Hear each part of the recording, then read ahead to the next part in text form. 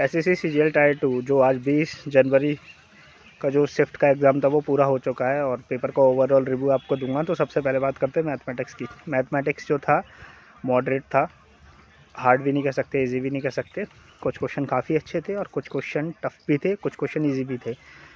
अगर इजी की बात करूँगा तो 15-16 क्वेश्चन इजी थे, बाकी के 8 से 10 क्वेश्चन एवरेज थे और 5 से 6 क्वेश्चन जो थे वो टफ़ कह सकते हैं कि वो टफ़ थे। सिलेक्शन उसी का होगा जिसके अंदर क्वेश्चन स्किप करने का आर्ट होगा। अगर कोई एटीट्यूड या ईगो के साथ पेपर में जाएगा कि यार मैं तो सारे के सारे 30 के 30 बना के आऊँगा, तो वो उसकी भूल है, पेपर ज़रूर उसका छूटा ही होगा। रीजनिंग की बात करते हैं तो रीजनिंग ईजी था, नंबर सीरीज़ वगैरह क्वेश्चन इतने टफ नहीं थे, ईजिली तरीके से बन गए थे।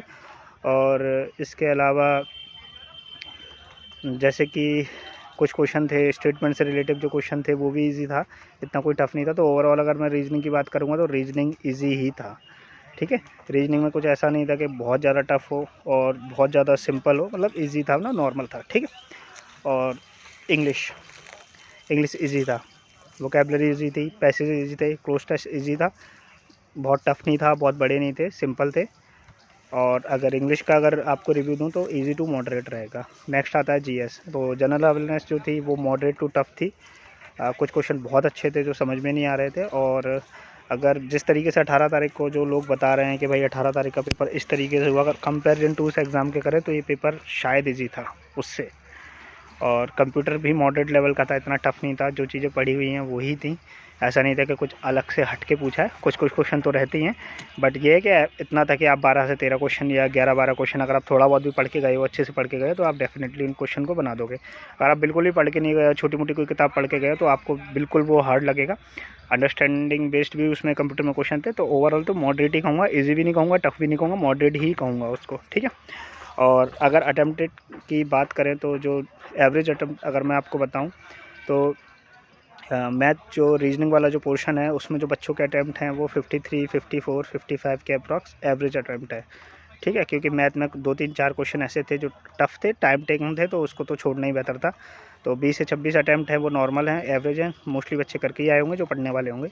रीजनिंग में जो अटैम्प्ट है वो 29-28 है। बाकी 1-2 क्वेश्चन ऐसे थे जो बहुत मतलब कह सकते हैं काफ़ी अच्छे क्वेश्चन थे जो पल्ले नहीं पड़ रहे थे। तो ओवरऑल यही है कि पेपर जो था वो मॉडरेट लेवल का था, मतलब ये भी नहीं कहेंगे कि बिल्कुल ईजी है और ये भी नहीं कहेंगे कि भाई बहुत ज़्यादा टफ है, मॉडरेट लेवल का पेपर था।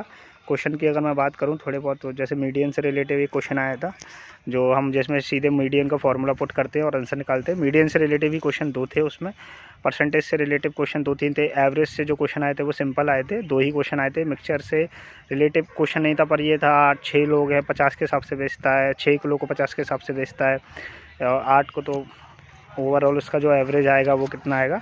तो ओवरऑल देखा जाए पेपर इजी ही था, मतलब टफ़ तो नहीं कहूँगा इसको, ओवरऑल इजी था पेपर, इजी टू मॉडरेट था, बाकी टफ़ नहीं था।